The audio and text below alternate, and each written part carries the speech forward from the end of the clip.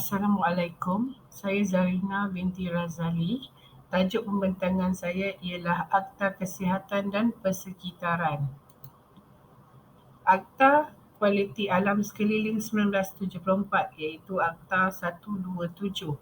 Antara undang-undang perlindungan alam sekitar yang paling penting dan yang perlu digunakan bagi melindungi alam sekitar dalam negara kita. Akta yang perlu digunakan secara tegas bagi membawa pihak yang didapati bertanggungjawab melakukan sebarang kegiatan yang boleh membawa kepada pencemaran alam ialah melalui Akta Kualiti Alam Sekeliling 1974 iaitu Akta 127. Akta ini merupakan suatu akta berhubung bagi mencegah, menghapus, mengawal pencemaran dan memperbaiki alam sekeliling juga bagi maksud-maksud yang berkaitan dengannya. Ia telah dikuatkuasakan pada 15 April 1975. Perkataan pencemaran ditarifkan di bawah Seksyen 2 Akta 1974 sebagai apa-apa perubahan langsung atau tidak langsung kepada sifat-sifat fizikal, haba, kimia atau biologi mana-mana bahagian alam sekeliling dengan melepaskan, mengeluarkan atau meletakkan benda yang berbahaya kepada alam sekeliling, pencemar atau buangan-buangan hingga menjejaskan apa-apa kegunaan berfaedah.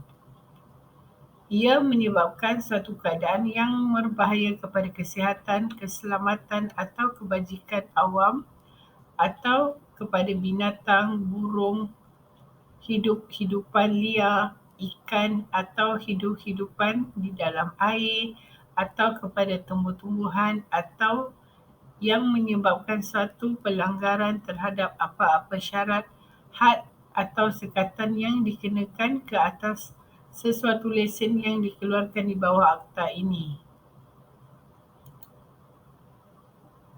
Secara umumnya, pencemaran bermaksud perubahan yang berlaku yang menjejaskan apa-apa kegunaan berfaedah atau menyebabkan keadaan berbahaya kepada kehidupan, kesihatan dan sebagainya.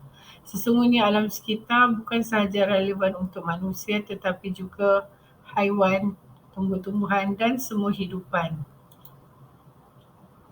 Pencemaran alam sekitar iaitu pemanasan global. Analisis kesan pencemaran alam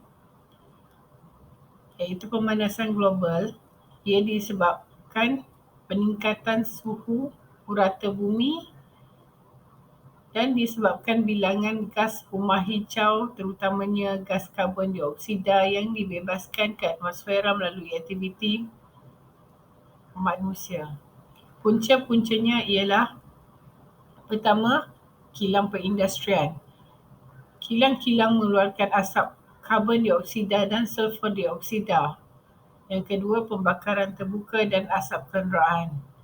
Karbon dioksida dan gas-gas lain dibebaskan semasa pembakaran terbuka dan juga asap kenderaan.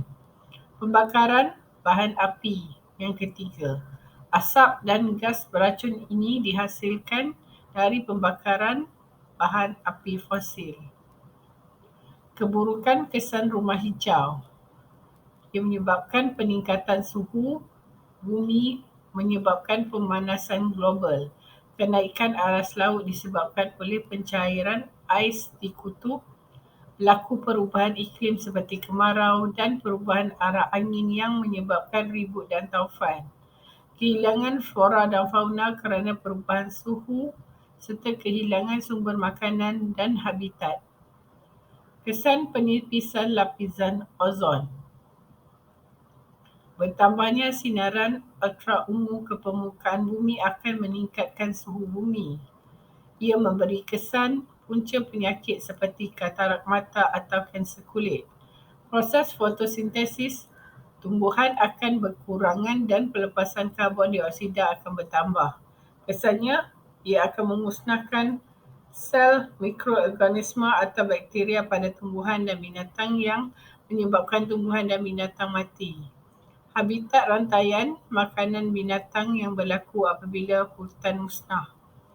Berkurangnya hasil pengeluaran tanaman kerana penyakit dan pokok mati.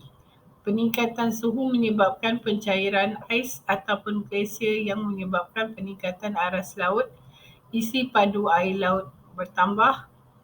Banyak kawasan yang rendah akan ditenggelami air atau banjir. Kilang perindustrian. Aktiviti perindustrian misalnya adalah merupakan penyumbang utama kepada pencemaran udara. Kilang perindustrian seperti kilang memproses kelapa sawit menghasilkan banyak toksid kepada kesihatan seperti gas karbon monoksida dan sulfur dioksida. Aktiviti kilang simen, kilang batu bata, kilang papan serta kuari pula turut mencemarkan udara dengan melepaskan pelbagai habuk dan debu, terutama jika ia melampaui had yang dibenarkan. Kilang yang menggunakan bahan kimia akan menghasilkan gas beracun seperti amonia.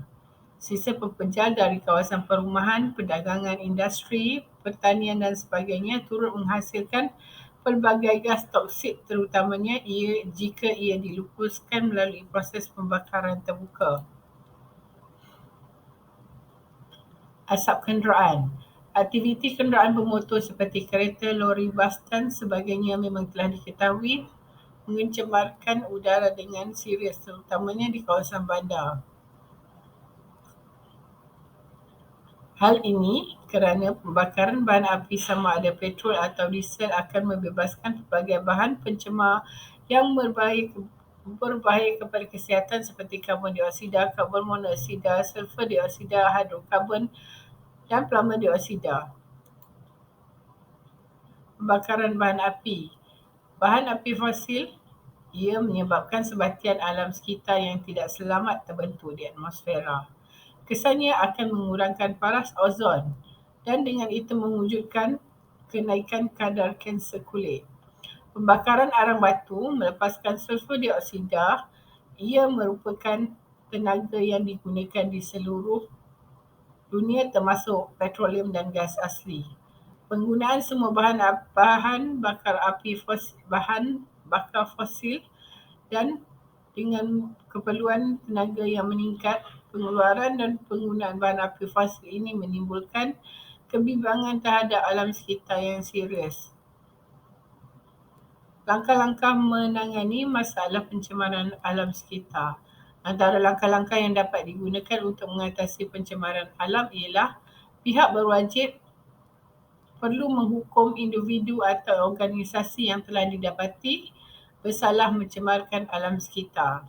Pihak berwajib seperti Kementerian Sains, Teknologi dan Alam Sekitar wajar menguatkuasakan undang-undang yang sedia ada untuk menghukum pihak-pihak yang berkenaan dengan hukuman yang dikenakan hendaklah setimpal dengan kesalahan pihak terbabit yang telah mencemarkan alam.